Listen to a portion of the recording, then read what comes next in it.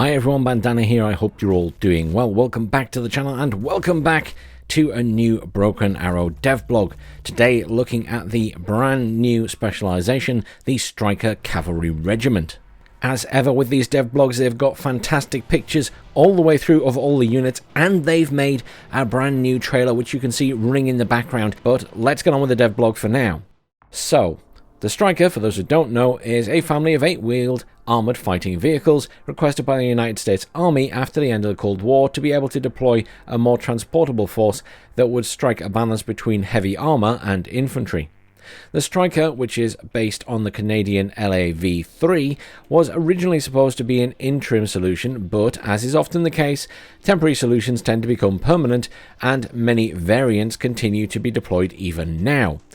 So much so that we were able to base an entire army specialization on this vehicle platform.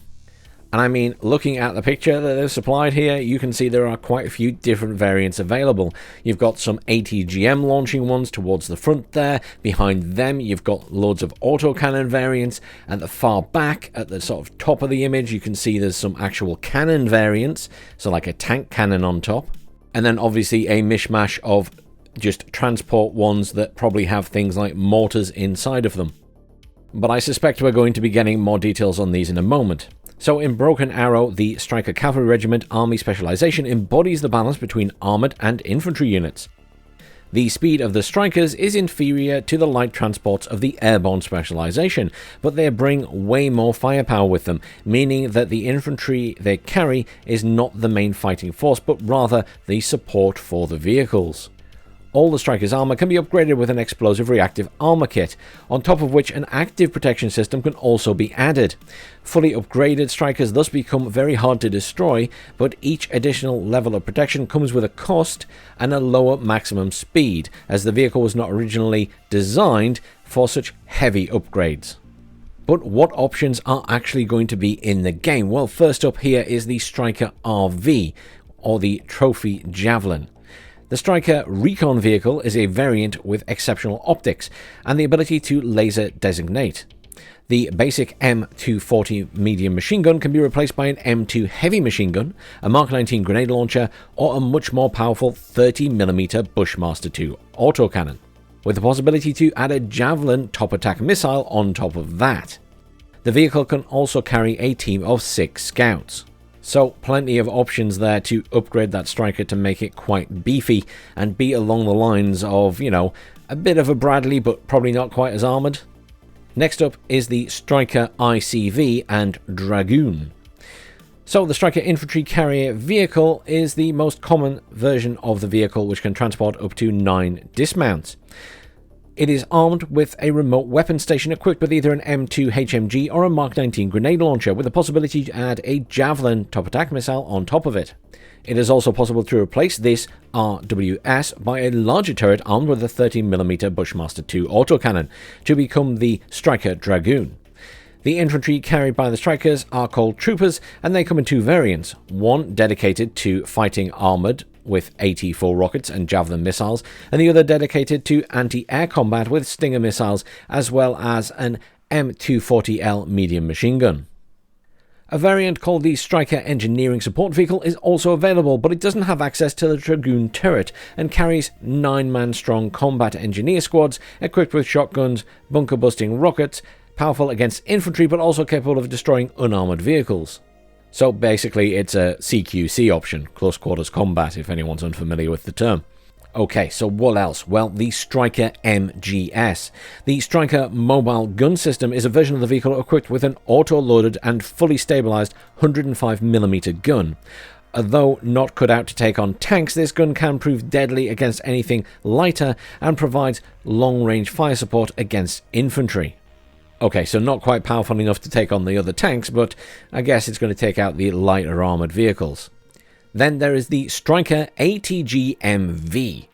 The Stryker anti-tank guided missile vehicle is equipped with a turret carrying TOW-2 missiles, either the TOW-2A direct attack missile or the TOW-2B with top-down attack to bypass the tank's frontal armour and hit them through the thinner roof armour. And of course the set wouldn't be complete without some kind of anti-air variant, the Stryker M SHORAD. The Stryker Maneuver Short Range Air Defense offers excellent protection against drones and helicopters. A large choice of armament available from a simple M2 heavy machine gun and 2 pairs of Stinger missiles, to a turret incorporating a 30mm M230LF chain gun and various combinations of Stinger and Hellfire missiles, as well as the APKWS laser-guided rockets. Quite a set of beefy shoreward options. Okay, and then there's the Stryker MC, or the Stryker mortar carrier. Equipped with high explosive smoke and laser-guided 120mm shells, it is excellent for dislodging infantry hidden inside or behind buildings. Do note that with Strykers, the mobility is the key, so you cannot let the enemy slow you down for long. If the resilience is too strong, smoke rounds can actually be the best option to block their line of sight and pass through their defenses instead of eliminating it. And of course, the laser-guided rounds can prove extremely deadly even to tanks when they hit their roof armor with pinpoint accuracy. I've got to say, by the way, I really do enjoy when they add a little bit of sort of tips and hints about how to play the game and strategies you can use within all of this. It's not always obvious, but they do slip it in. Okay, next up is the Stryker SPH. The Stryker self-propelled howitzer is a prototype, and we have decided to include it in the game. Equipped with a long-range 105mm cannon, it delivers highly accurate fire at distances greater than those of the usual 152 and 155mm howitzers. In real life, several vehicles were built and test fire occurred, but the acquisition program was finally cancelled for budgetary reasons. Okay, anyhow, that's the end of the Strykers for now, but the specialization doesn't stop there.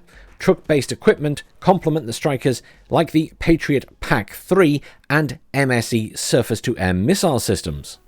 Not to mention the HIMARS multiple rocket launcher, the multi-mission launcher carrying 15 Stinger, AIM-9 or Hellfire missiles, the Centurion C-RAM equipped with the Phalanx CIWS radar-guided gun, the familiar HEMET, and the PLS supply truck.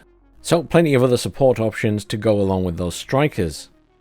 Of course, that's not all. There is also the M10 Booker, which was recently officially adopted by the US Army and is also incorporated into this deck with the possibility to customize it with potential future upgrades like the Iron Fist active protection system, or you can exchange the 105mm gun for the XM913 50mm autocannon.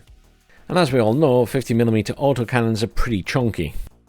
Alright, so that's all the ground stuff, right? What about air support? Well, first up, there are the MQ-1 and RQ-7 drones. The Stryker Cavalry Regiment Army Specialization doesn't come with any helicopters, but we do get access to these 2 drones. So the MQ-1 Predator is a slow, high-flying drone that can be equipped with a pair of Hellfires, or 4 Stingers, or 4 Griffin missiles. Well suited for backline reconnaissance, but easy prey for any long-range SAM systems. Then there is the RQ-7B Shadow. These are the inverse of the Predator, a low-flying, unarmed drone that can get close to the front line, necessitating short-range missile or AA guns to be shot down. The F-16 family of planes is also attached to this specialization. While they can fill various roles with their loadouts, it's not able to do everything at once, and they have a very limited amount of fuel without additional drop tanks.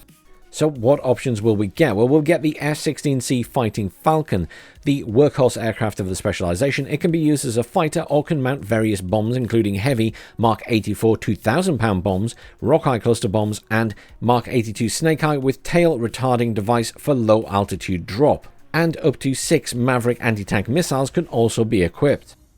Next up is the F-16CJ, a seed variant, equipped with the AGM-88 HARM anti-radiation missiles and is well suited for countering enemy SAM systems. You must choose between equipping it with 2 additional HARMs or mounting ECM pods to increase its own survivability, or of course fuel tanks to increase its loiter time. It is also able to hold its own in aerial combat with up to 4 AIM-9 or AIM-120 air-to-air missiles. And finally, there is the F-16V Viper, the most modern F-16 variant. It features conformal fuel tanks, which lessen the need to bring external fuel tanks, and a respectable amount of smart bombs, from the 4 JSO anti-tank glide bombs to HE bombs ranging from 250 pound up to 2,000 pound. Additionally, it can mount a targeting pod to guide its smart bombs in and a self-protection ECM jammer. Of course, when it comes to Broken Arrow, there's always something more, and you will finally also have access to the B-52H Strato Fortress, a massive bomber bringing an equally massive amount of firepower into battle, with up to 20 AGM-86C cruise missiles, almost 60,000 pounds of bombs, the possibility to carry JSAM cruise missile, JSO glide bombs, 2,000 pound JDAMs. This plane is nicknamed the Buff for a reason. No mention of the nuke there. Where's my nuke? They finish off once more with a little bit of a spiel on tactics and synergy with other specializations. Even though none of the Stryker variants have been certified for airdrop in reality, successful tests have been conducted, so we have decided to make the Strykers airdroppable to improve synergy with the airborne specialization, with up to 3 Strykers dropped from the C-17 and 1 from the C-130. This capability is lost if you decide to install additional armor, however. On the other hand, you can of course combine the Stryker and armoured decks, but this means you won't have any helicopters available. But you can also obtain in a single deck enough artillery and anti-aircraft power to support the entire team. You can focus on the support style of play during the first half of the match, slowly accumulating money as you don't take losses. Then spend your reserve to break through the enemy lines before the end of the second phase to score a maximum of points. Just make sure you communicate your plan with the rest of the team, as too many resources invested in support means there's nothing left to hold the front line. The combination with the USMC specialization, on the other hand, provides one of the most powerful air tabs of the game, with every role covered except nuclear capability. The USMC also provides some helicopters and heavier tanks, while the Stryker specialization brings the long-range support that the UMC lacks. The main limitation being the high price of infantry, as both specializations work with large expensive squads, so each loss of infantry will be meaningful, while keeping a reserve and rotating squads to rearm them will be more difficult. And they say that concludes the dev blog, but we hope that you enjoyed it, and they will see us next month to reveal the 5th and final US specialization. I don't know about you, but I really enjoy these dev blogs they're doing with the sort of reveal of each of the specializations. There's so much detail in there, and they do sort of go out of their way to give little hints and tips, which I still really enjoy, because I think that's very beneficial to new players. Anyhow, that brings us to the end of the video. Please do remember to like, maybe leave a comment, and remember to hit that subscribe button to stay up to date on the latest Broken Arrow news. I will now just let that trailer play in the background until the end of the video. But thank you all for watching, and I'll see you all soon.